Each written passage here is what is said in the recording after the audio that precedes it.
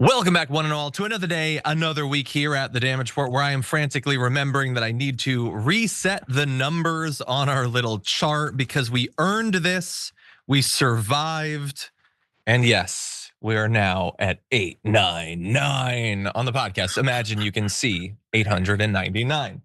But anyway, I'm here, JR, you're here. Thank you for being here, Jayar Jackson. I'm picturing 899. I'm picturing 899 because I guess I can see enough. Oh, there it is. Yeah. There you are. It's on the corner there.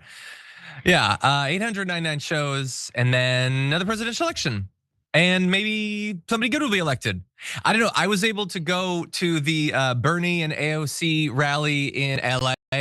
And as I was surrounded by over 34,000 people, I thought, maybe next time. Maybe we can get it next time. There seem to be a lot of people who aren't crazy. But anyway, that remains to be seen. Did you go up and speak, John? Did you go up and say something fiery and get everybody all behind you? Well, they wanted me to, but like all the security guards didn't, and so I got tackled really hard. But I know that they wanted me to. They definitely did. No, I was not invited to speak or anything like that. But I did see some members of Dragon Squad, some fans of the show and stuff like that. So that was very cool. So I did get to talk with them a little bit. But anyway, enough of the politics. Today on the show, we're gonna be talking about Black Mirror, White Lotus, what's going on with the SNL sketch. See, I'm joking, but like, why not? I was listening over the weekend to a podcast where they were it was an old episode, but they were breaking down Force Awakens right after it came out. And I thought, I should have gone in that direction. That's fun. Let's talk about Star Wars. I could have done that. Could have. Oh, why didn't? Anyway, okay, I guess since that's not an option anymore, we'll talk about El Salvador and how I guess they're just gonna let this guy die in prison. So that's gonna be awesome. We're gonna be talking, let's see, about Social Security and how it doesn't work anymore. We have quite a bit of political violence on the show today. And to lighten things up, I want to talk about healthcare, specifically the health situation of one individual, Donald Trump, who had his big physical.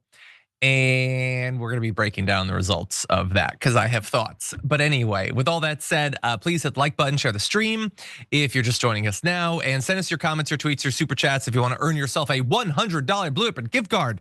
I want to give it out to one of you. But with all that said, JR, you ready to do this thing? I'm ready.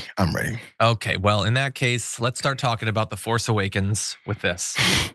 President of El Salvador is coming to the White House on Monday. Does President Trump want him to bring Kilmar Abrego Garcia with him? The Supreme Court made their ruling last night very clear that it's the administration's responsibility to facilitate the return, not to effectuate the return.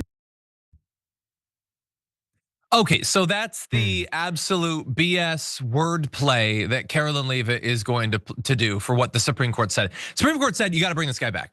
He was never supposed to be deported. You guys made the mistake. You guys were so stupid, so incompetent, so boneheaded that a guy could potentially die at any moment. You need to bring him back. And she's like, well, I went on thesaurus.com and I preferred facilitate, so we can't do that, because what you guys need to understand is we don't have any power. We're so weak. I mean, what are we supposed to do? Pressure El Salvador? El Salvador's big, strong. We're tiny. We're little tiny people. We can't. What are we gonna do? Threaten them? Here's an idea of how weak we are. When you ask me a question that isn't even, are you gonna bring him back? It's just, would you like him to be brought back? I'm not even gonna say that because I don't want El Salvador to think that I'm like pressuring them a little bit. Because what if they see this? What if they see this press release, this press conference, and then it looks like I'm pressuring? They might get me, and they might crush America, which is weak and small under Donald Trump. El Salvador, big America, weak. That's what they would have you believe. By the way, and that's what they're going with. That's not just her being as stupid as we know she is. That's the official line. Carolyn Leavitt, Donald Trump, all of them want you to believe there is nothing, no world in which they could ever get someone back from a country like El Salvador. And by the way, now that they're just constantly talking about how sweet it would be to send US citizens there, when we combine that with how unrepentantly stupid they are, they're definitely gonna send an innocent American there. Guess they won't be able to get them back either. I mean, what are they supposed to do? They're so flaccid. They're so weak, so impotent in the face of El Salvador. But that's really what they're saying. That's what their lawyers are saying. And the great note from our producers, by the way, that was Newsmax asking them that question. That wasn't like, oh my God, they're being proud. Rachel Maddow with a steel chair. So no, that was Newsmax being super cool about it, and they had nothing. And so El Salvador's president did come and spoke with Trump. I didn't even know that we had diplomatic relations with them. I mean, I thought the wall was so thick between our two nations and we could never get him back. He was here, and when he was asked if he'd return Garcia, he said, how can I return him to the US? I smuggle him into the US? Of course I'm not gonna do it. And that's a good point, because that's what we were asking for him to do. We were asking for him to smuggle him back in. And you'd have to, because clearly Donald Trump doesn't give a damn, doesn't want him back. I mean, what are either of them supposed to do? I feel like I'm in that classic scene from Swingers where he's trying to like pump his boy up, and he's like, you're looking at this bunny and you're thinking, how do I kill this bunny? And I've got these claws and I've got these teeth, but I don't know how to do it. I don't know how to kill this bunny. Trump, just kill the goddamn bunny. I almost dropped an F-bomb. Just kill the goddamn bunny. And then El Salvador was like, I don't know, what am I supposed to? Are you asking for me to give him a piggyback ride from El Salvador? I couldn't possibly do it. My legs would get tired. Could literally one person in the story act like a human being for 10 seconds and just bring the guy back before he's shanked and lying dying on the floor of CCOT? I have more, clearly, but JR, this is a very frustrating story. Well, they're going through a lot of wordplay, jumping through hoops and hurdles. They're trying to make sure that they make sure this guy's gone. I saw right before we came on, I saw Stephen Miller screaming on Fox News about this same thing. No one even asked him a question. His thumb face just got to screaming. So there's a thing. There's been so many lies. There's been so much direct fascism coming from this administration. It's been normalized that they'll do something like this. We're not even asking the most basic question or realizing the most basic reality here. They are fighting tooth and nail with the judicial system of this country to make sure someone that they had admitted was wrongfully deported stays deported. They're fighting to continue something they admitted was wrong. You shouldn't have to be forced by course to do something right when you admitted you did something wrong. And you're the United States of America, and you're Donald Trump, and you're the Trump administration, and you're all powerful as they talk about. So they're fighting with our judicial system to continue doing wrong and making that right. That's the standard that's being set right now. If we understand it, we'll see it going forward, how the next thing will be a standard that's wrong, that they'll admit to be wrong, will become fine going forward. So as you said, American citizen may be sent off as well too, because they've been teasing that as well. Let's not act like they haven't been doing that too. They've been talking about that as well. So as we continue to go into the next phases of this fascist regime, understand they're telling you they don't want to do right. They want to do wrong. They said so. They're fighting and they're defying court orders to do wrong. I said it 5 times, but I don't think it's penetrating enough people's brains. They're fighting to do wrong and to send folks off wrongfully to prison. And if this guy is killed, if he dies, whatever conditions put him in that particular situation, they don't care. He has a wife, he has a family. Who cares? Who cares? We want to do wrong in this country. We're a fascist country now. We do wrong. 100%. And this is the excuse we have. What are you supposed to do? Yeah, people in the chat, by the way, are talking about Brittany Griner being brought back. Otto Warmbier.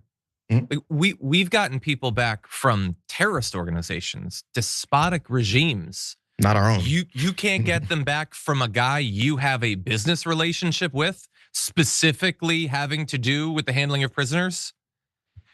Look, I understand not nearly enough people. I can say nobody, not nearly enough people care about this story, which is why nobody's gonna watch this video. But I feel like this should be the biggest story in the country right now in terms of all this migration stuff, because it is the most obvious. Every facet of it is the most obvious. And so they say that he's still alive. Okay, I would love some proof on that. I would love some proof. They've already admitted that he never should have been sent there. How can this possibly continue this way? He's married to a US citizen, no criminal record. I think it's because they don't want him to be brought back, because if we accept that this guy can be abandoned, then we've given up on everyone.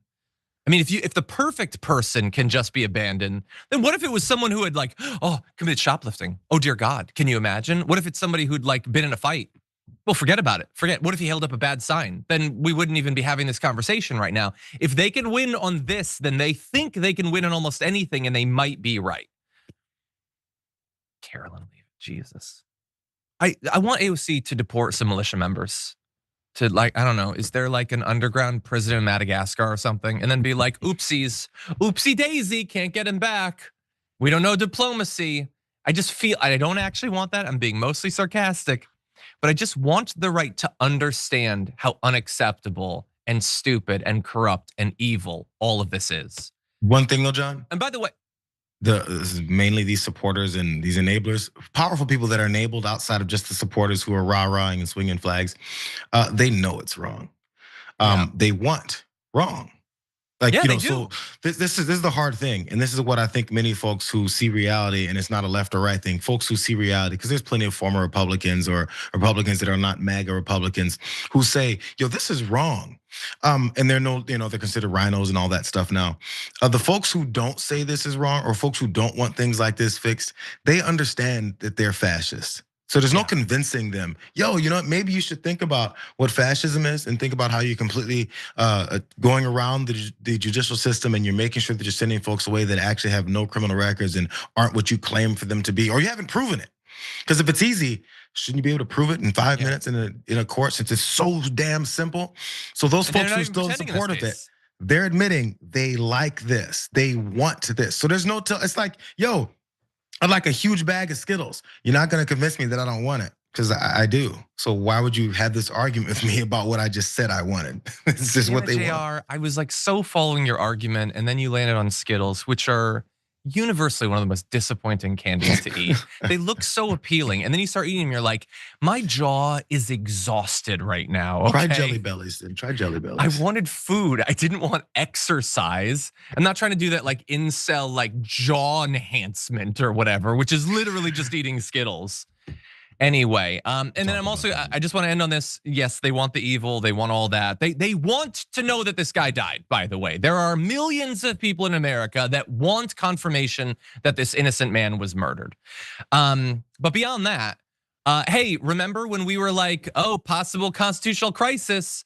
What if the Supreme Court tells him to do something and he just says no? He did that. This wasn't like a lower court. This wasn't Boasberg or whatever. This was the Supreme Court, which he put, I think, 30 members on or whatever. They told him to do a specific thing, and they were like, no, we're not doing that. So that's the part of this presidency we're in. Everybody's acting chill and cool and everything. And I know The Last of Us is back. We're all very excited about it. It wasn't just me. But he already said he's not gonna follow what the SCOTUS says. So I feel like that's dangerous territory. And I apologize if I feel a little bit, if I seem a little bit distracted. I'm getting daily alerts I'm getting minute by minute alerts of a earthquake being detected. And it says literally drop, cover, hold on, protect yourself. And I guess I decided to just continue the broadcast instead of doing that. I haven't really felt anything, thankfully, but there was like 3 that came through, emergency alert, severe. And I was like, I'm just gonna keep talking about this. But anyway, let's move on to our other story. We're gonna lighten things up a little bit, I guess.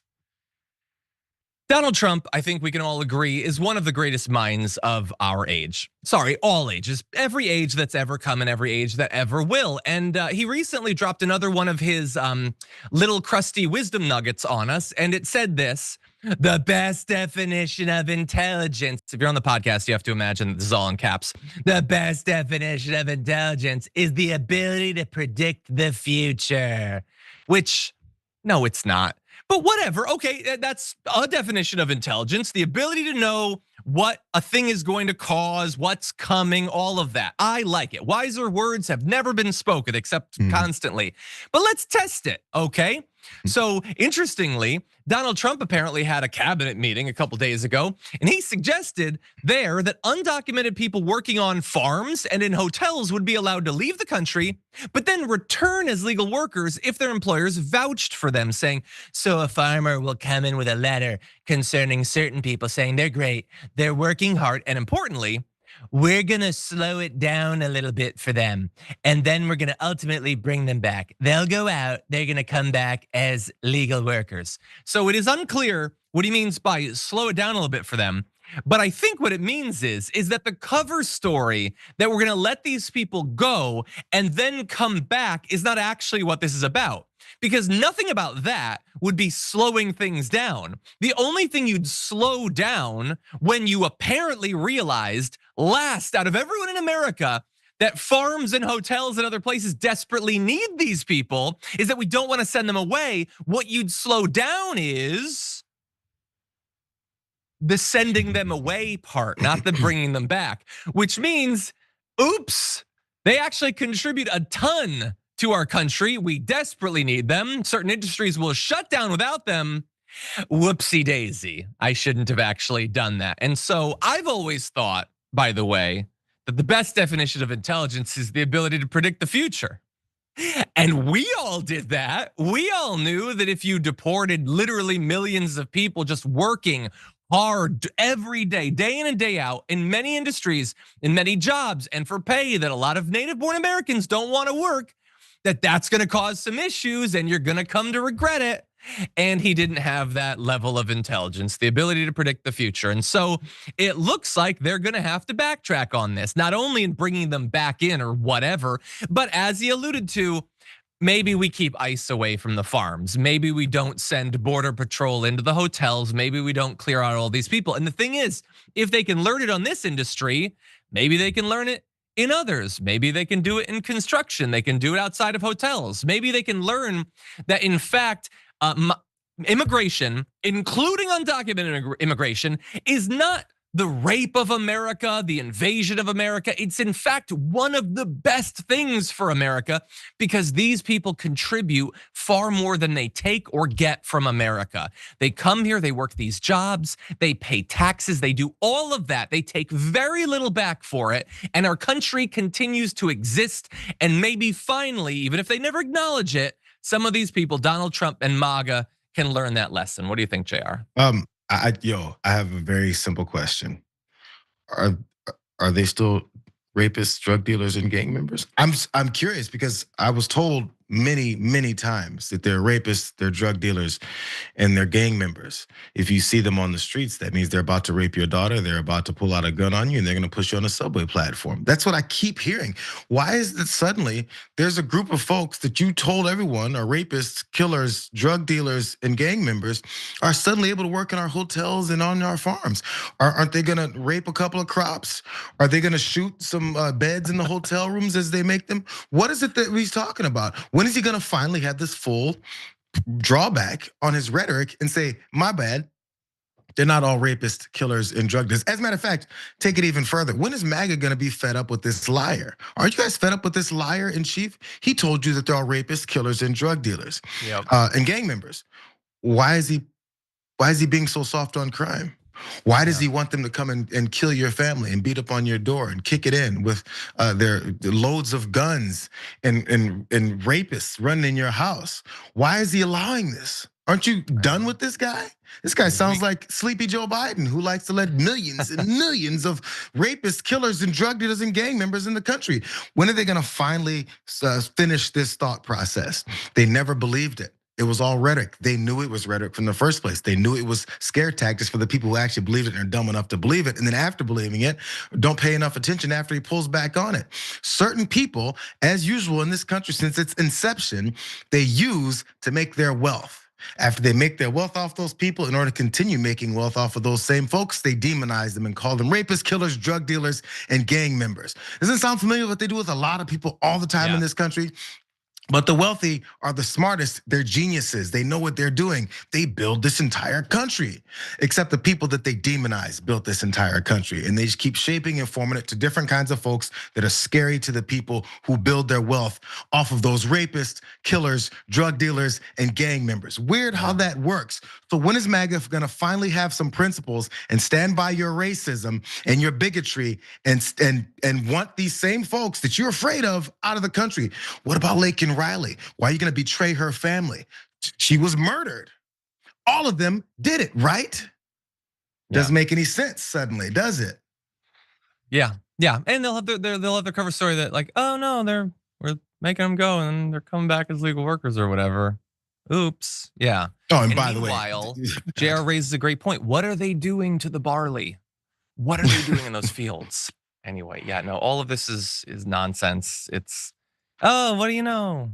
Imagine if he could learn a lesson like without having to dive off a cliff head first and learn that lesson.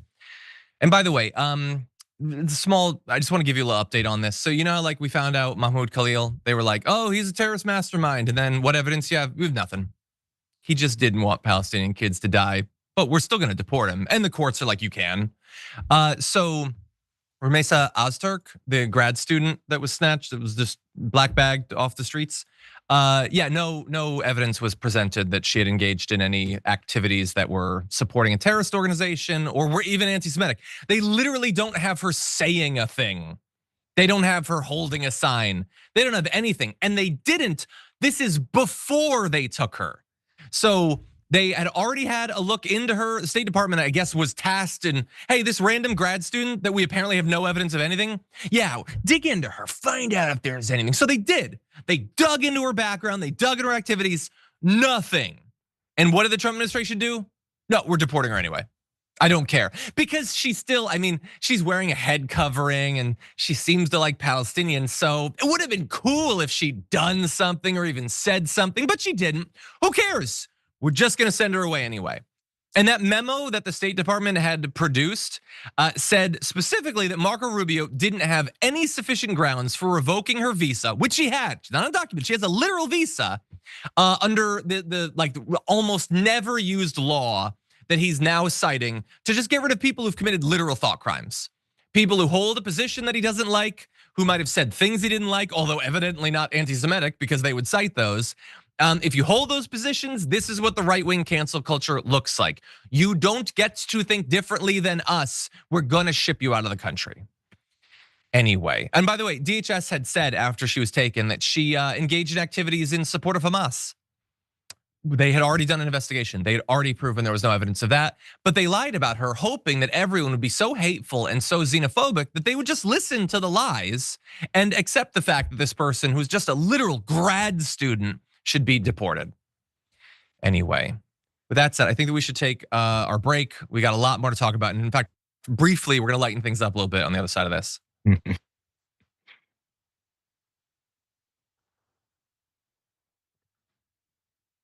Okay, there is a little bit of lighter news. We're gonna get to that, don't worry. YTP Renewed says, what do you think of Bill Maher's take on this? You know what I think about Bill Maher's take on this? Actually, you know what I think about Bill Maher's take on literally everything? I don't know what it is because I don't care. And unless Mediaite does an article about it, I'm not gonna find out because I don't watch his show and I have no time for social media anymore. And it turns out that's better, actually. I don't know what Bill Maher thinks about much of anything. You know, I do know a lot of what Bill Maher has thought about things over the last 10 years.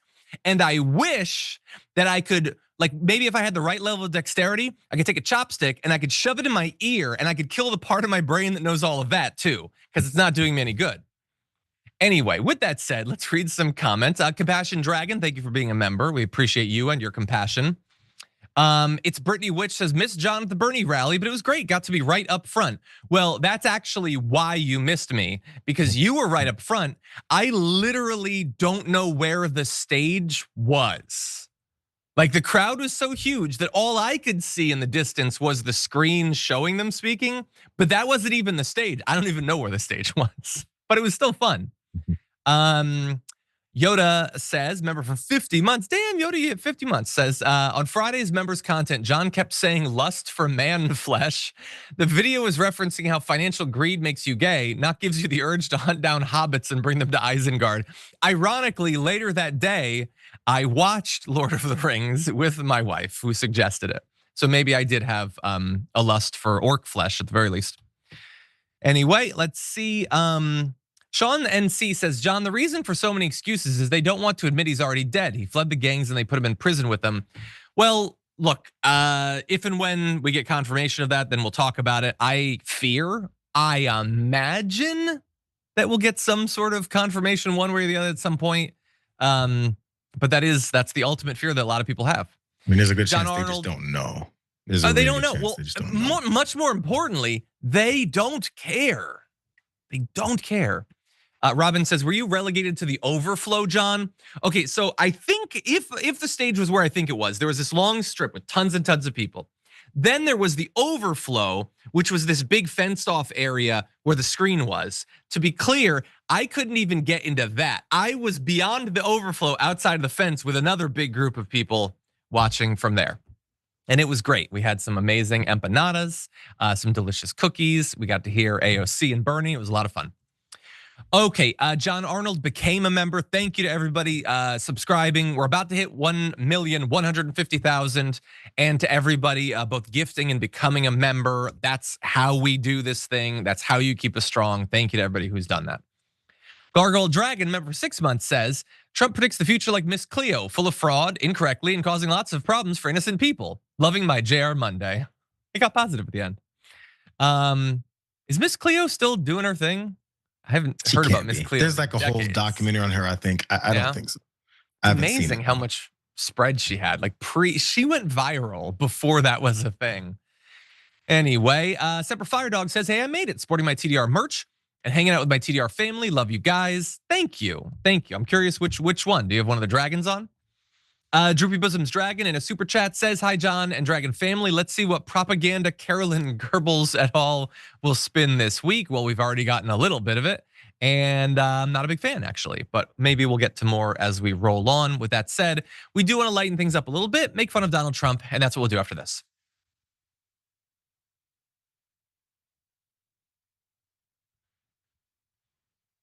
Okay, welcome back, everybody. By the way, Mosquito Bite says Bernie should have joined a band on stage for a little rave. That would have been cool. Well, he did actually speak at Coachella.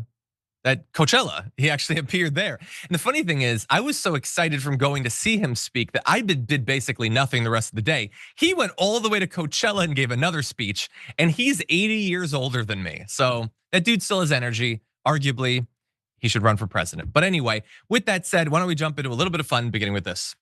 Will you guys also consider releasing the president's fitness plan? He actually looks healthier than ever before. Healthier than he did 8 years ago, and I'm sure everybody in this room could agree. Is he working out with Bobby Kennedy? And is he eating less McDonald's?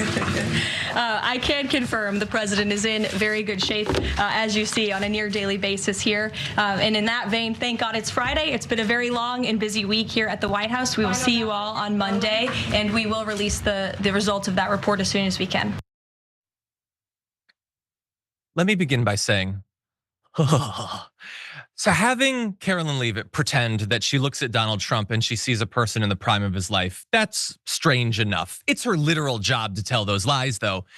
For that reporter, this is Mike Lindell TV's Cara Costronueva. I'm not sure, I apologize for mispronouncing that. For her to ask the question, which is fine. Trump just had his big physical. Okay, ask that question. And then to offer up he's in better shape than he was 8 years ago. And I think we all know that. What are we doing? What are we doing with ourselves? What are you doing with your life? How have you ended up in this position? Please blink twice if you want someone to save you, because that's insane. But anyway, he did get his big medical exam, and I know that you are all on the edge of your seat to find out how it went. Oh my God, this is shocking. The official White House physician, obviously a person of integrity and honesty, says that he exhibits excellent cognitive and physical health and is fully fit. That is a shocker, okay? Because I thought this one would be honest and it wasn't, so I'm shocked. Anyway, says President Trump remains in excellent health, exhibiting robust cardiac, pulmonary, neurological, and general physical function. Okay, we'll return to all of that, particularly the mental, the cognitive ability, because we, of course, on TDR track that throughout the campaign. So I'm well aware what the state of his gray matter is. But that's like a general thing. Like he's generally healthy. But they didn't just stay general. No, it has to be specific. We're gonna run through everything. Here's the specifics. The medical report also showed that Trump weighs 224 pounds. 224, that's what it said. I checked it multiple times. 20 pounds lighter than he weighed in 2020. And his LDL bad cholesterol levels are in the optimal range, lower than they were in 2020. Optimal. It couldn't be better. And he weighs 224 pounds. What game are we playing, America? What did we do? I didn't think I was playing a game. I like games. I like video games. I like board games. I like card games. Are we playing a game? I'll play if you want. But what game are we playing? I want to be very clear. I have no interest in body shaming Donald Trump. I'm not here to make fun of his weight or whatever. As I've said before on the show, I have struggled with my weight. Okay, I've been quite a bit heavier than I am right now. At the highest I think I ever measured myself, and this is what honesty looks like, White House physician, I on the scale once was 243 pounds. Okay, that's the highest I ever measured. That's almost 20 pounds more than Donald Trump is right now. And Donald Trump, lest you forget, is 3 or 4 inches taller than me. Now I'll believe that he weighs 224 pounds if, as a prerequisite to that, you acknowledge that he's 5'2" and doesn't have an ounce of muscle on his body, and his bones are hollow like tiny little finches. Then I'll believe that he's 224 pounds. And I know what you're thinking, who cares? What does it matter? You just wanna make fun of him. I do, and I'm fighting the urge to go harder, and I'm not going to. But this is not about his waistline, which we could all see. Mike Lindell TV's Cara Castronueva. I can see Trump as well as you can, buddy. This is about honesty because they weren't satisfied to just say, oh no, he's totally healthy. I mean, he hasn't exercised in 50 years and he eats just fast food. He's totally healthy. They had to tell you something they know you know is a lie, and they told you it anyway, that he weighs 224 pounds. He's barely heavier than I am right now. 6'4" or 5", rotund Donald Trump. And if they can't be honest about something they know nobody's gonna believe them on, why would you trust them about a goddamn thing, JR? What do you think of this? Oh, you muted yourself. I totally undid it 3 times. I don't know what happened. There's a ghost in here. This is the thing, bro. That's the question that's never asked at the end of all of these exposures of these lies every time. And I wanna make sure that I make a note of it because I don't do it all the times either. Anytime you expose these lies about Donald Trump, CNN, I don't know, sure, Harry Hinton is the poll guy, but then there's one of the guys who's always the truth seeker, the fact checker. If you fact check things that Donald Trump says or anyone from this administration or any politician, I don't care. And then afterwards, the whole point of fact checking, the whole point of discovering the lies, the blatant and obvious lies that they pull off and throw in your face is, so why do you believe the next thing they say?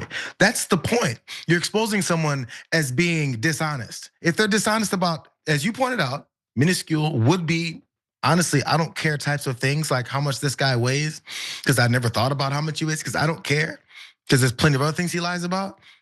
If he's going to lie about that small thing, he's definitely willing to lie about big things, other things that benefit him, to make him look better. And the whole point, as we know who Donald Trump is, it's presentation. No matter how obvious it is that it's a lie, it's presentation. As soon as someone pokes holes in those lies, it's presentation again. It's get him out of here. That's why, again, you have Cara Villanueva. I think you messed her name up by saying. That's why she's in the room. They need more people to carry the lies because the lies have to become the reality. They've become the reality.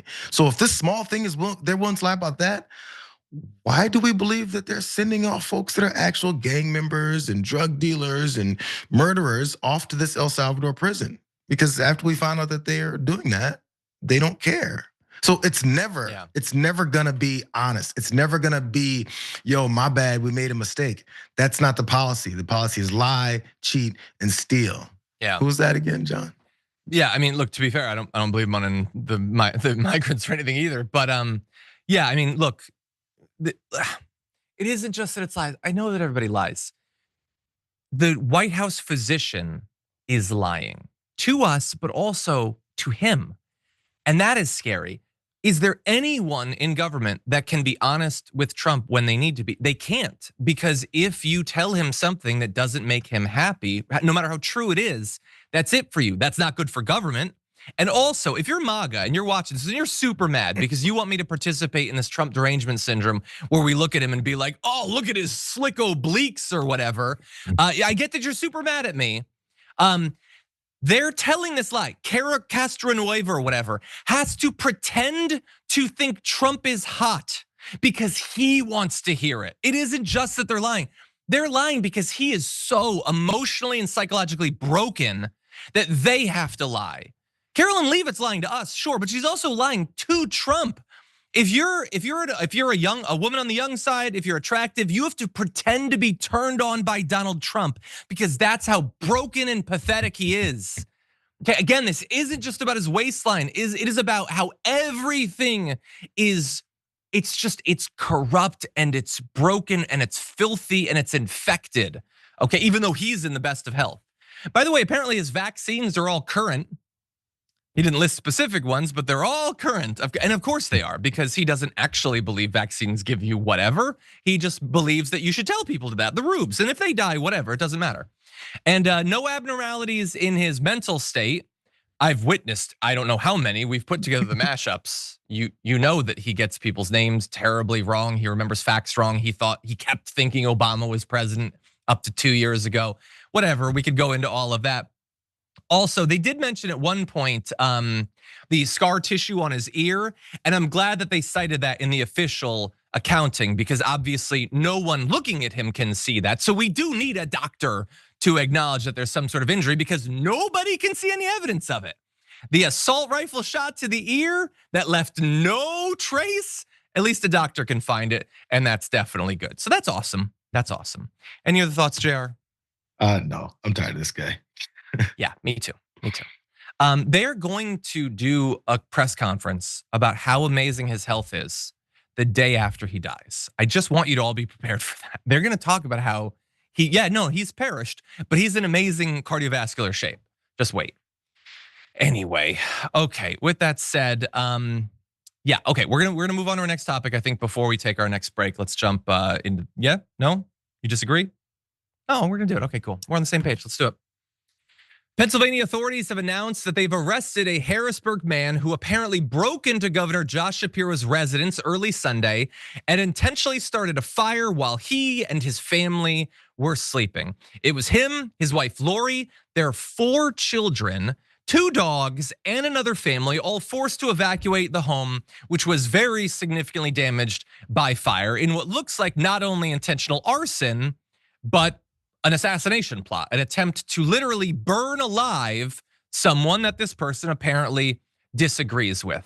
I don't know if it's what Shapiro has said about Donald Trump or said during the election or said about migrants or said about trans athletes. I don't know, but it set someone off so much that they decided they needed to burn him and his family alive.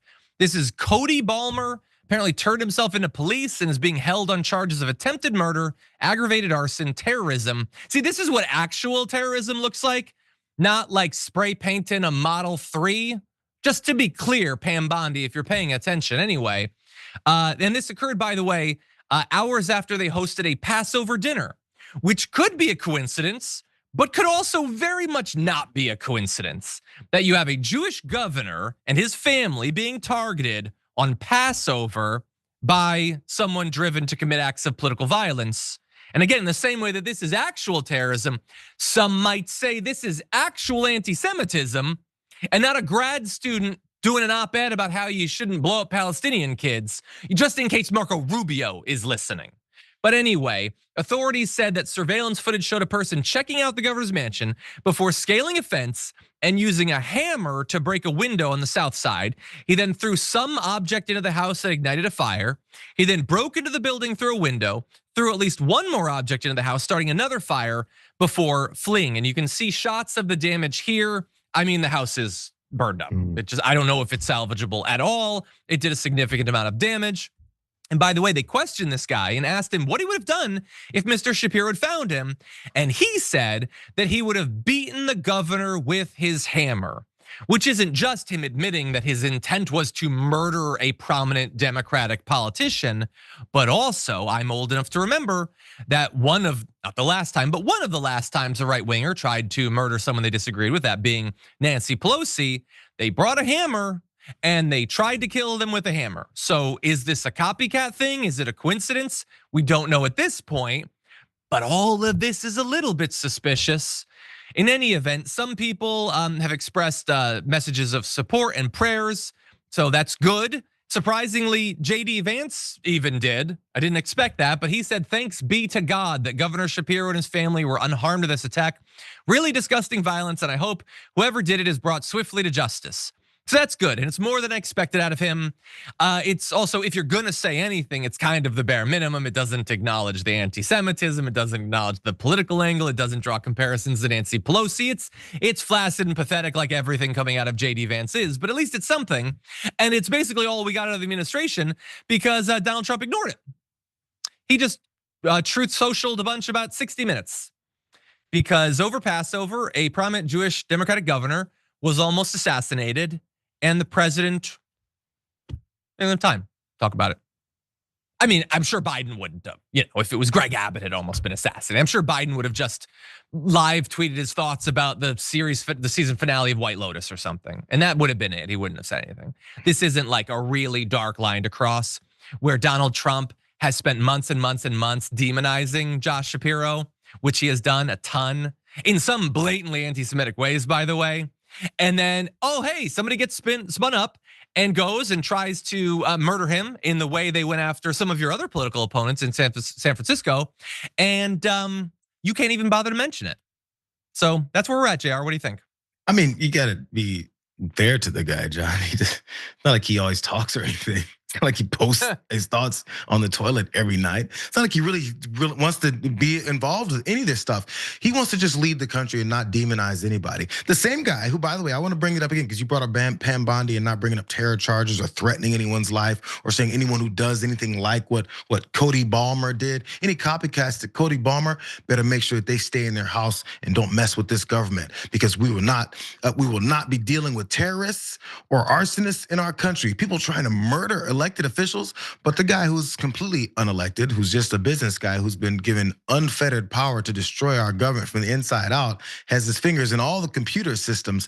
That guy who owns Tesla, some car dealerships are broken, some Teslas were burned and vandalized, and man, they came out like, man, this is not gonna happen on our watch. You mess with Elon Musk, you mess with the United States of America. But an elected official, a governor of a state, major state who potentially was going to be a running mate for the presidential candidate, will likely be a candidate next time. Not a word, not a word. They don't care because they want people to continue this level of hate and anger and energy towards certain kind of politicians and not towards others. But if someone, what was it that happened with Trump? There was like a soft mic that brushed his face. Did you see that, John? No. He was doing a press conference and it was a gaggle of reporters and one had a boom mic and it had like really soft material and it kind of brushed at him. And he goes, you see what this guy did? He was like, he got offended, bro. So those are assaults on them. But again, they made fun of Nancy Pelosi's husband getting attacked with a hammer. And this guy shows absolute zero remorse for this whole thing. And there's anybody who thinks they want to copycat this guy, they're gonna have to deal with the Justice Department. Where is Pam Bondi? Where are the terrorism charges from Pam Bondi saying this is not gonna happen again? This sounds like I'm overshooting this, but I wouldn't be surprised if Donald Trump tries to go and pardon this guy. I don't know. I mean, is Don Jr. Drafting up an Instagram post right now about that? I mean, why not? He did it the last time. Their 4 kids could have been burned alive. That was the goal. Or what if they had run down? What if it wasn't Josh had run across this guy? What if it was one of the teens? Would he have murdered them with a hammer? Like, again, I don't know what I'm supposed to predict is gonna happen. I don't know what I'm supposed to predict is like 2 or 3 steps in the future. Because we're already at all of that. We're already at all of these things already. Let's move to the other thankfully, the act of political violence that we didn't get all the way to. We're gonna jump to that now, and we're gonna have to do it tomorrow. Maz is gonna be on, and we're gonna have to talk about the jokes that were made about Josh Shapiro almost being burned alive. That's what we're gonna have to do tomorrow on the show. There's your prediction. We have another act of political violence to talk about, and unfortunately, this one did claim lives, although not as many as was intended. A Wisconsin teenager was charged with killing his parents and had been planning, apparently, to assassinate President Donald Trump as part of a plot to overthrow the government. And if that's all you find out about this, it's already a tragedy. The fact that 2 people have died, the fact that a child kills their parents is already, it's sick, it's disgusting, it's twisted. And he wants to take out Trump. And so this is where the right will jump in and be like, see, they have Trump derangement syndrome. They wanna take out Trump. And there are people that are deranged in America, and they do wanna take out Trump. And you know what connects all of them seemingly? They're not libs. They're not libs, or at least all the evidence we've had about all of them is that they're not, because he apparently wanted to save the white race. He wanted to do all of this to obtain the financial means and autonomy necessary to carry out his plans to take out Trump, to destabilize the US government, not to like put the Dems back in charge, but to save the white race. He apparently had a 3-page anti-Semitic manifesto that praised Adolf Hitler. Hey, maybe he could go work at X after this or something. Had bomb-making instructions. They found messages in Russian and communications on TikTok and Telegram in which he detailed a plot to kill his parents, as well as to proclaim his allegiance to neo-Nazi, racially motivated extremist groups. The White House didn't have anything to say about this, and they of course wouldn't unless it turned out that this person was non-binary or something, but they're not. They're just yet another right-winger who decided the real way to draw attention to my plot is to take out Trump. And so, like, by the time something hits 3, that's a pattern that everybody is supposed to be able to identify, but I have no doubt that we're gonna get past this one without recognizing that once again, we have more political violence, and yet again, it's a right winger apparently doing it. What do you think? Come on, John, stop it. Obviously, this is some lefty that was a right winger. He's been planning it his entire life, by the way. His entire existence and background that you'll look into, it was all a plot just to come to this very moment to act like a right winger when he's actually a left winger trying to kill Donald Trump so he can make the right look bad. Forget the fact that a few thousand ran up on the Capitol and said things like, hang Mike Pence, or had zip ties and hammers and guns ready to murder anyone else that they come across. Forget all that. This is some left winger trying to make right wingers look bad. I guarantee you, 15-20% of people who are defending it have said that. I guarantee you. It's how it works. I don't want to bet any money on that because I have a feeling it's going to turn out to be true. Now, thankfully, they did stop this guy and he didn't do it because I don't actually want any political violence. I know that's now a minority position in the media and in our political system, but I don't want any of it. And I would really love if the right would start to take stock of whatever it is that they're doing is causing their side to continue to lash out, not only against Democratic politicians like we saw with Josh Shapiro, but repeatedly against their own. For your own self-preservation, do some self-reflection, moderate your message a little bit, because one of these guys could succeed someday in taking out Donald Trump. One of your own could take out your God emperor, the guy you worship more than democracy itself. Stop that from happening by being a little responsible. We're gonna take a break.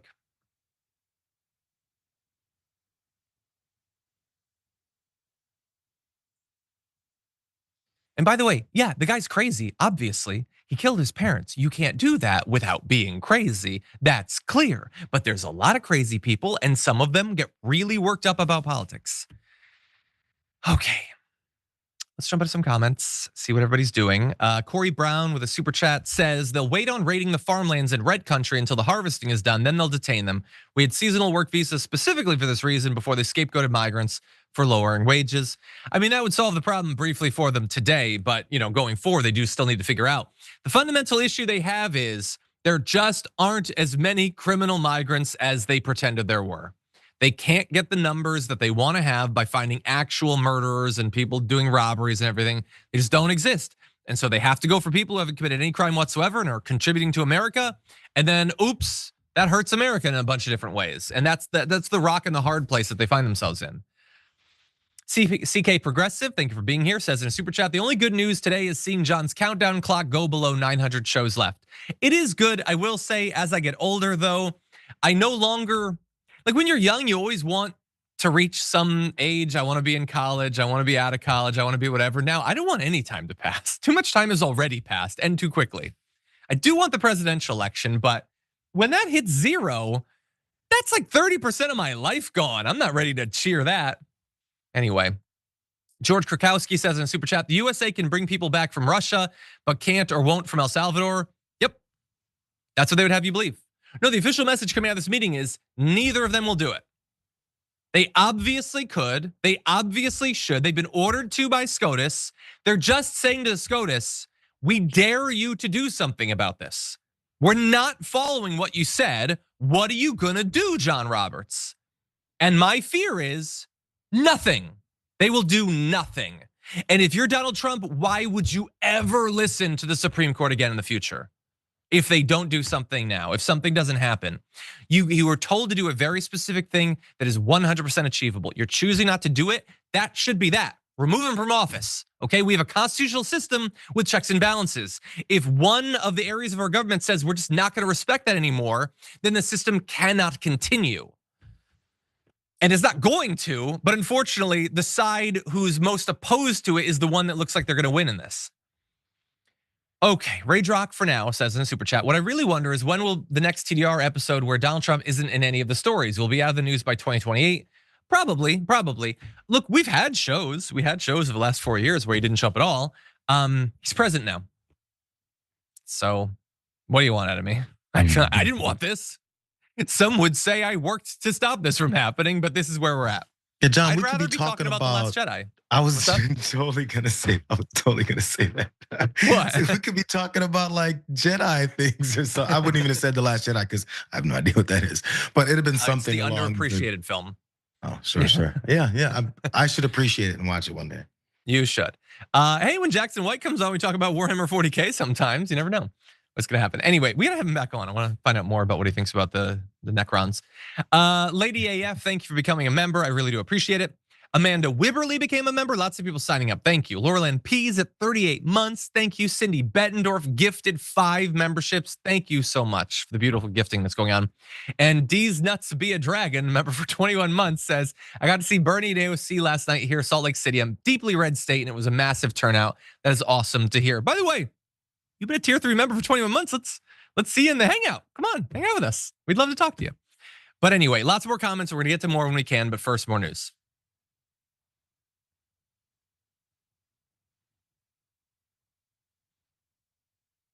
Okay, Kevin Bard is saying Star Wars is boring, and I want to argue, but I'm not going to. We have 2 important news to get to, so let's do that instead. According to a new report, the Social Security Administration will no longer be communicating with the citizenry in the way that you normally expect, with the media, with press releases, or any of that. No, they're just going to be tweeting about it. That's it. So if you want to find out what happens with Social Security, which I think for most people is an optional thing that's not super important, you have to be on Twitter, the social media site that the vice president bought. That's fun and not at all scary or corrupt. They apparently put out, one of the regional commissioners put out this statement saying, we are no longer planning to issue press releases or these dear colleague letters to inform the media and public about programmatic and service changes, which could be super important to know. Instead, the agency will be using Twitter to communicate to the press and the public. So this will become our communication mechanism. Social Security Administration hasn't posted a press release on its website since March 27th, by the way, after having put out releases nearly every day for the previous month. So it did actually end. And they are now saying that's not actually true, okay? Don't believe that. But I'm not sure that I trust them because they could have told us that's not true by putting out a press release. Instead, they tweeted that it's not true, saying this is false. Social Security will continue to communicate through any and all mediums. And to that I say, do that then. Post it on Blue Sky. Literally do anything else than the thing you're saying you're not gonna do. And as of Friday, it still hadn't posted anything new on its press release site. And so, does this not seem wildly corrupt? Richest man in the world buys social media platform. Then he buys Donald Trump and the Republican Party. He buys the presidency. He gets in. He starts to kill Social Security. By the way, the regional office workforce is going to be cut by 87%. I'm sure that won't impinge on anyone's ability to get Social Security, though. And then he tells this critical part of our government, you have to be on Twitter. And now if you want to know what's going on there, you have to be on Twitter. So he is forcing Americans to use his site that he owns. This is so stupid and so corrupt at the same time, JR. What do you think? 100%. Now, by the way, the SSA regional commissioner, Linda Kerr Davis, she's a liar? This is the thing, it's direct, two different kinds of information. Maybe I'm misreading this. We're no longer planning to issue press releases or those dear colleague letters to inform the media and public about programmatic and service changes. Said someone who works for the Social Security Administration. Am I right? Is she lying? Because later the Social Security Administration said that's a lie. Who's lying? Who's lying? Yeah. The person who works for you or you? Because it's supposed to be all the same entity. But again, it's just, I had to read it 5 times. Like, am I missing something? But of course, your point is the main one here. We're directing any and everything we can that we pay for, that we're supposed to be getting benefits from, to this guy's private place. Everything is private now. Privatizing, we already have the privatization of Social Security, of our healthcare. We've already seen that going down, how they're trying to push that even further. Privatization of our schooling, privatization of our communications when it comes to Social Security. How about other agencies within the government? The government is going to be completely owned and operated by Elon Musk. That's what he's doing in these, partially what he's doing outside of just trying to rob us in this process of integrating all of his computer systems and bugs and everything he can, his virus that is Elon Musk, within everything that we have to give it back to him. So communications have to go through him because obviously, people are leaving in hordes from Twitter. So how do you redirect some of them back? Even the ones who maybe know how to get back and do this type of stuff? Folks who maybe depend on Social Security, who cares? It's all about one guy. Yeah, no, 100%. And again, like it's not like people don't use Twitter. Like I'm not even saying just now, like a lot less people use it. But like even then, it's still a niche website. Like if anything, like I don't want people to give money to Zuckerberg or whatever, but like hit Instagram. There's more people on Instagram. Like of all of the places, you send them to the Nazi one. Okay. By the way, maybe that's the only way that we're gonna get Elon Musk to lay off of Social Security. It's known as the SSA. Maybe if we drop the A, he'll suddenly be more interested. I don't know what we're supposed to do. We're in a difficult spot. That's a historic joke for you. Anyway, with that said, we're gonna jump into one more brief story. No? You think we shouldn't? We shouldn't. We don't have time. No. John's a rebel. Take too long. Okay, so with that.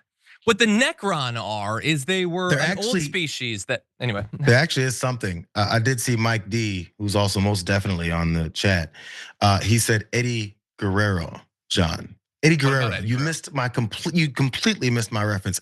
I said all these guys want to do is lie, cheat, and steal. I said, who does that sound like? And I was like, I served it up. It was like I gave you an underhand pitch.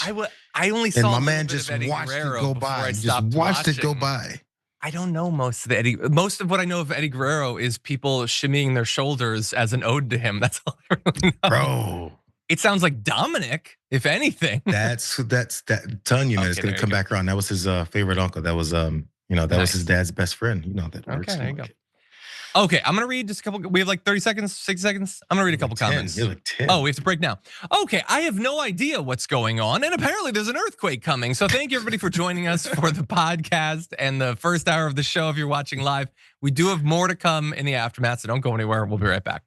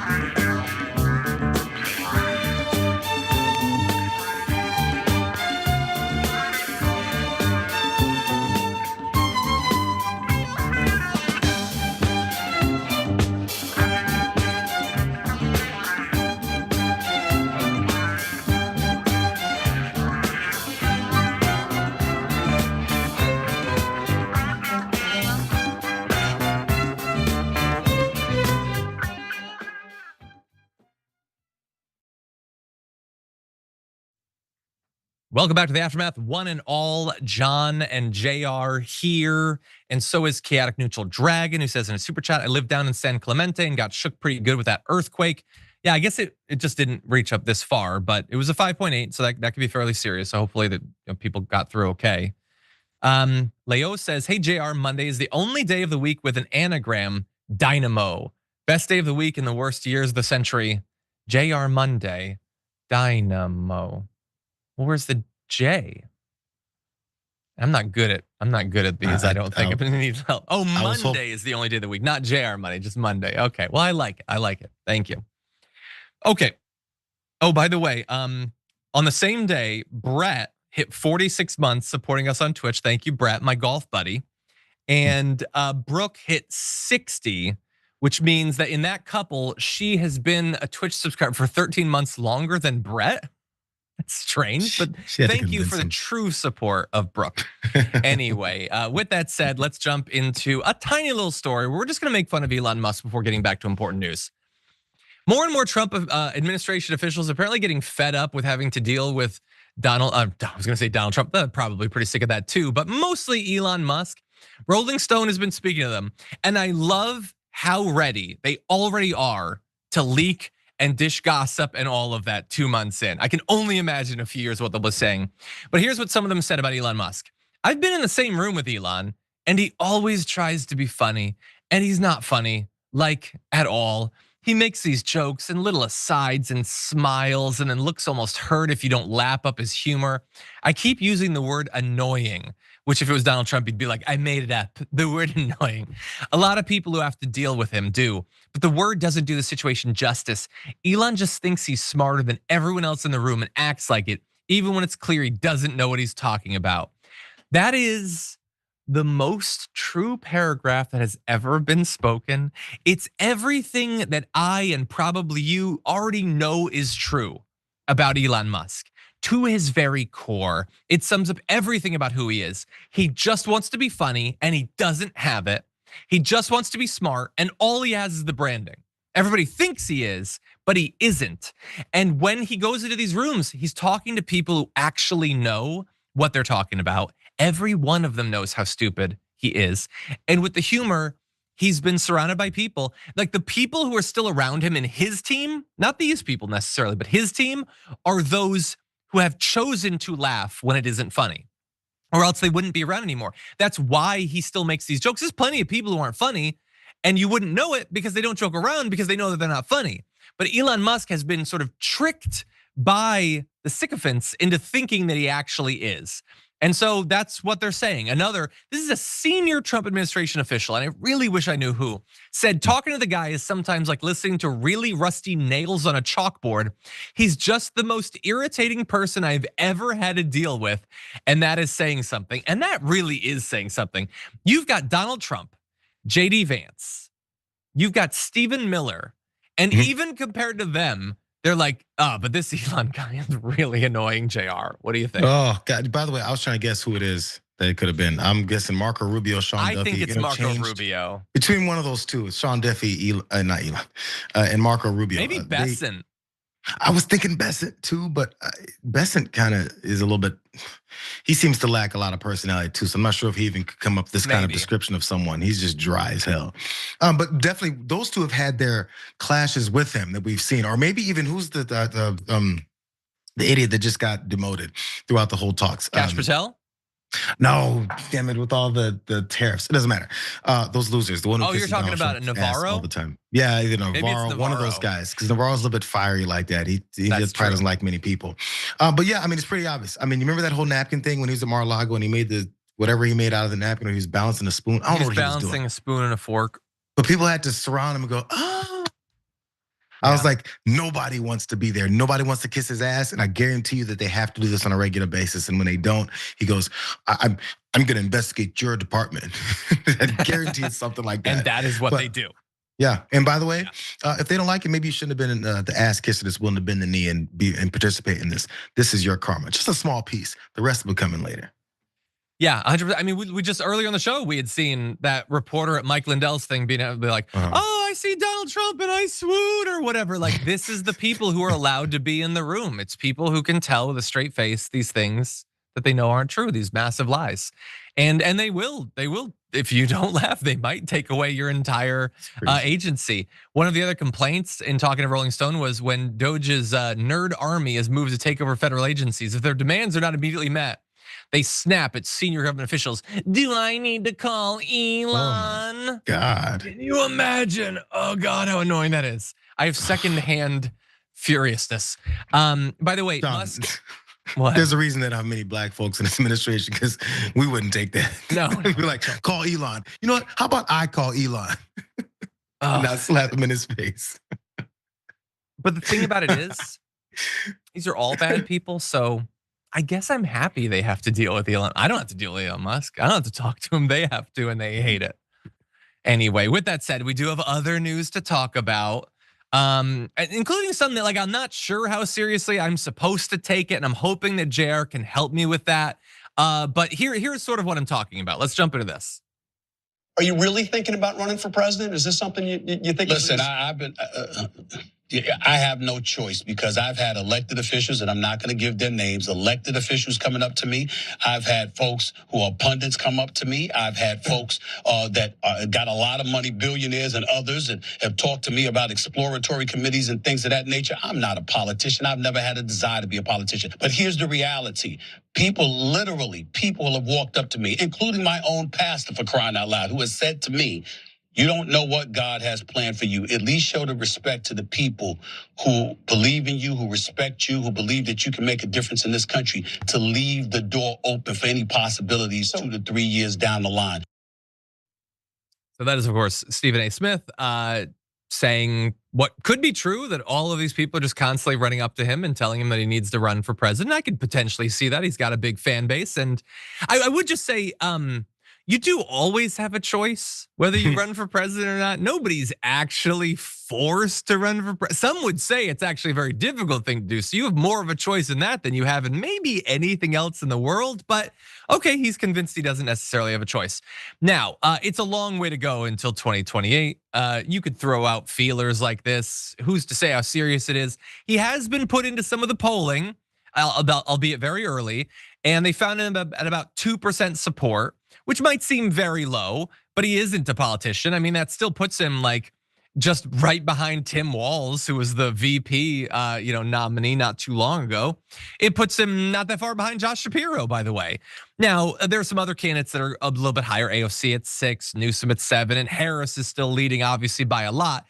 But that said, I'm not super familiar with the work of Stephen A. Smith. Jayar, I absorb a little bit of him from headlines and stuff like that. How seriously do you take this? And what do you think about him sort of trying to generate some enthusiasm about 0%. 0%. Less chance of him doing it than the polling showed right there. I mean, the problem is sorry, but in this particular world, the reason you were looking forward, from my point of view, to be honest, because I know who Stephen A. Smith is, because I've watched a lot of sports and analysts and ESPN guys and talkers and NBA basketball and all that stuff. That's where his wheelhouse is. First Take, I used to watch that show all the time. So that's why, but that's not enough name recognition to get you anywhere in political circles or in this political life. Yeah, sure, social media blows him up more, so people may even recognize his face, but they have no reason to then think. So in the most turbulent time in this, at least in the current nature of our country, from folks who are alive right now, some of the most turbulent times that we're seeing upcoming with a complete change of our entire democracy, enough people are gonna wanna trust in Stephen A. Smith, who just said, I have no idea what the hell I'd be doing. Why would that be the case? And that's no shot on him. He's saying it. He's saying those things in a way that are supposed to be like, I don't think I know everything. So he's not being boisterous or big-headed and egotistical in this particular case. He usually is, but not in this particular case. So it's just saying it because maybe it's fun to, maybe like anyone else. I always like to look behind the scenes because I feel like people promote themselves in any kind of way they can these days. And he doesn't need any promotion. He makes plenty of money. He's completely recognizable in the circles that he's recognizable in. But people just kind of never want to end expanding their reach. So I wonder if it's to that point. I'm sure people have said something like that to him because he floated it in joking and he's talked to Sean Hannity all the time. So yeah, in floating it, it's probably fun to hear that from people. So he's probably just kind of jazzed within himself, which I don't blame him. Be jazzed, but I don't think he really thinks this is going to be real. I guess it probably feels good to be told you should run for president. And he has fans, in sports. I know some people in the chat are like, is it a good sign for his candidacy if his appeal is to jocks and if a jock like John isn't familiar with him? But I would remind everyone, I know that I exude so much jockery that you think I've always been a jock, but it is pretty new. So I wouldn't have that reflect too poorly on Stephen A. Smith. But anyway, let's go to just a little bit of him talking about what he'd be like as a candidate, and then maybe we can set this aside for like 2 years, but we'll see. Let's jump into this. They talk, but what can they do? They position themselves to do absolutely nothing. I didn't hear anything about terrorists from the Democrats before the election. Trump had been preaching about this for the longest time. The way people decry his strategy, he's been bloviating about that. They said nothing about it. Instead, they talked about everything from woke culture to cancer culture to abortion rights and all of this other stuff. But that wasn't going to win the election. And that's what we have to look at. What is it going to take to get the job done? That's why somebody who's a sports analyst, for crying out loud, is in the daggone polls. It's not somebody big up in me. It's an indictment against a Democratic Party that doesn't have leadership and doesn't have a vision. And it's sad. Okay, I kind of agree that it is an indictment of the Democratic Party. Again, you're pushing the idea. Like that's what you can do that. By the way, you're allowed to do that. But like when you go on a bunch of shows and you're talking about you running for president, you're not. Your arm is not necessarily being twisted. Let's be clear about that. But that said, it is still an indictment, the fact that it generates so much enthusiasm. Now you can have things like that. Like every once in a while, people talk about like Jon Stewart. What if he were to run? Or, what if Arnold Schwarzenegger ran? Or, I don't know. But he doesn't seem to hate the idea, JR. Exactly. I mean, this other thing, he's not giving off a vibe that like, oh, I'd hate it if I had to run for president. Every time he goes into details about it, shows you why he wouldn't make it, even if he has an opportunity to even have a voice in any of these primaries. Yeah. So his breakdown of what the Democratic platform was didn't make full sense. So the way he blew off things like abortion rights, like humans having autonomy over their bodies, is just whatever. Bro, you're already done. You're already done in the primary. So stop. Just stop. You're already done. So it's like his sports takes, which of course work in sports because it's sports, but it doesn't work when you're talking about representing people. He doesn't know how to do that. It seems. I don't know Stephen A. Smith, but I'm talking about what he presents publicly. It's not something that people want to get behind and feel like you can speak for them or you represent their beliefs, because you just blew off a lot of people's beliefs and representations as just whatever. Yeah. That's not gonna work, bro. You at least have to fake it, like most Democrats do, to fake the idea that they actually believe in people's abortion rights. So he threw that in with cancel culture and wokeism, whatever the hell else he said. It's no way to actually talk if you want to get support. He'd lose it before he got it. And he unless I was mishearing, he was like, they talked about woke culture and cancel culture. Like the Democrats, first of all, no, they didn't. The Republicans did. Like, what a misreading of the way that, and like you're saying that they talked about it, like, Democrats talk woke culture or what? Yeah. No, I don't even understand the train of thoughts. I'm a little bit confused about quite a bit of that. Exactly. Anyway, okay, well, we're gonna set this aside, hopefully for a long time. But anyway, and we're gonna move on to other news. So why don't we jump into this? There has been some rumblings that are designed to make you think that Donald Trump might actually not be pushing for tax cuts for the wealthy. No, he's actually pushing for tax hikes on the wealthy. Oh my God, this could change everything if the Republicans actually raise taxes on the wealthy to pay for, I guess it would still be for other tax cuts for the wealthy. But anyway, it's supposed to muddy the waters, but not so fast. Here is House Speaker Mike Johnson on this. Mr. Speaker, one of the movements within the Congress is to, I guess, raise taxes on the rich in order to pay for these tax extensions for the lower earners, like the no tax on tips, no tax on Social Security. The idea that you can have a new tax bracket of 40% for the highest earners. Are you seriously considering that? Well, I'm not a big fan of doing that. I mean, we're the Republican Party and we're for tax reduction for everyone. So, I mean, that's a general principle that we always try to abide by. And there's lots of discussion, lots of ideas on the Hill. People have different thoughts and theories on how we can solve this perfect equation to get all of this done. But I wouldn't put any money on any of that yet. Yeah, no, he's not doing that. I mean, Maria Bartiromo, what game are we playing? Like, he's not gonna raise taxes on the wealthy any more than Donald Trump is 224 pounds, and I think you know that. I think if Maria Bartiromo knows anything, the last thing she knows, the last thought she has will be the Republicans are not going to increase taxes on the wealthy. And I love the way it's presented. It's like that you would raise top marginal tax rates on the wealthy to pay for your true passion, which is no tax on tips. Like, they might end up doing that, maybe, as a way to distract from the fact that 98% of the entire thing will be for the wealthy. And you know why they can do that? Because the no tax on tips is nothing. It's nothing. They don't care about that. It's a tiny little thing. No, again, slashing corporate taxes down to a comical 15%, slashing or extending the tax cuts for the wealthy are ginormous in comparison. They're not going to imperil that. They're talking about somewhere between 5.8 and 4.5 trillion dollars worth of tax cuts and spending increases. Yes, hundreds of billions of dollars on mass deportations, hundreds of billions additional dollars on defense. They're not going to, even though it would actually help to pay for that if they were to raise the top marginal tax rate, they're not going to do that. It's never going to happen. Donald Trump is getting some cheap, easy PR with headlines like this. Trump told Republican senators he's open to raising taxes on highest earners. Yeah, that's what he's gonna do. He's gonna raise taxes on himself and on Elon Musk and all his buddies, the people he has dinner with, the people he golfs with. That's what he was bought and sent to Washington to do.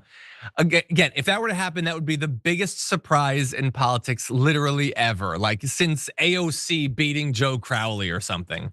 Jayar, what do you think? It'd be the opportunity for another one of those, MAGA supporters that actually wants to try and kill somebody. They're not playing this game. That's all they've ever wanted to do is continue to cut taxes on the rich and corporations. That's their whole basis. That's the reasons why they're talking about all these spending cuts. And then are we targeting Social Security? Are we not? Maybe, and we're going to privatize Medicare. All these same types of things they keep pushing. All of it is to get more tax cuts for them. And of course, they've always posed it as everybody gets a tax cut. Mike Johnson lied and said it again there. So after you give other folks $500 and then you take trillions, then that's the tax cuts for everybody plan that they've got. Well, I mean, we did give you $5, so we gave you a tax cut, bro. I mean, literally, that's what we did. Why would they switch that up now? There's no reason for them to do it. This has been all the same plan. If anything else, John, it's one of those pause moments. So as more and more people, like they're beginning to see, there's a little bit of pushback that Republicans are finally getting because of how disastrous this guy doesn't know how to hide anything that this party's always done. But as people see it, they we need to throw some hurdles in the way, or at least have some people pause for a second. So let's generate some ridiculous headlines like this so that some people are going, wait a second. We always say they almost got it. Wait a second. Donald Trump and the Republicans only work for rich people. And then there needs to be something to make people pause before they finally finish making that connection. And this is one of them. So wait a second, but somebody told me that Donald Trump is thinking about raising taxes on the richest. So let me stop in that thought process until we finally get it done. And then they have the money that they've been looking for since the beginning of this whole thing. BS on top of BS. I have no doubt that some people will be like, yeah, no, that's consistent with what Donald Trump has advocated for his entire life. We should get more from the wealthy. But it'll work on some. There's this poll going around. Maybe we'll cover it tomorrow when Maz is on the show. That when you ask people which party is more concerned with people like you, it's tied now between the Democrats and the Republicans. Which, by the way, lost in that is that's blind about what the Republicans are like. But it's also it's an indictment of the Democrats. So I think people are misinterpreting that a little bit. But yeah, the idea that the Republicans, that Mike Johnson or any of them care about people like you, my God, I'm surprised that a person that can think that can get out of bed in the morning and put food in their face. I don't know how your brain functions literally at all. They're not gonna do that at all. Trillions are gonna go out the door to the wealthy. And then they're gonna lie to you even about that. So graphic 4, it's they're adamant that doesn't add to the deficit. You're cutting revenue by trillions of dollars. 2 to 3 Green New Deals, you're gonna cut revenue willingly while you cut corporate taxes down to a comically low level. And then you're gonna tell people, no, that doesn't actually hurt the deficit. That's interesting. Can we check back in a few years at what the deficits are like and what you've added to the national debt? But again, they don't care about that because at that point, they'll already have that money.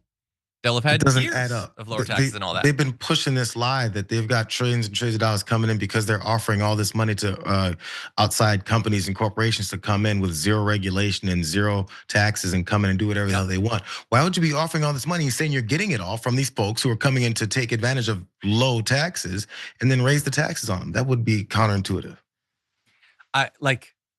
So what satisfaction do I get out of this? In 4 years, we're gonna do a story and it's the final total is he added $11 trillion to the national debt. In the same way that we can tell you that he added over $8 trillion straight up to the national debt last time. And we just say that, and it feels when you say that should matter, that MAGA should be oh dear God, $8 trillion. Nope, doesn't matter. They don't care. They don't care. And it'll be 11, it'll be 10 or 11 next time, maybe 12, with the damage they're doing to the IRS and everything. And it doesn't matter. And no one will learn literally anything. I mean, we'll learn, I guess, for all the good that it does us. All that Trump derangement syndrome you got. I know, I'm clearly deranged. But facts are facts. And they don't care about your derangement. That's what Ben Shapiro said, I think. Anyway, I've always felt that the greatest definition of intelligence is the ability to tell the future. Okay, well, Jayar, thank you as always for joining us for Jayar Mondays. I appreciate you being here. Thank you so much. Good way to start the week. Thank you guys. Good to see you. Also, sorry, Jota Suave. I cut my hair when he bought me the hat. I want to mention I apologize again. Okay, maybe it's great Celtics hat. It's the cleanest hat I got because I never wore it. Nice. Sorry. Well, thank you everybody for being here. As I said, Maz Jobrani is going to be joining us tomorrow. We're going to have a little fun. We're going to check in on the polls. We're going to check in on what's going on. And until then, stay safe out there. Stay sane out there. We'll see you soon.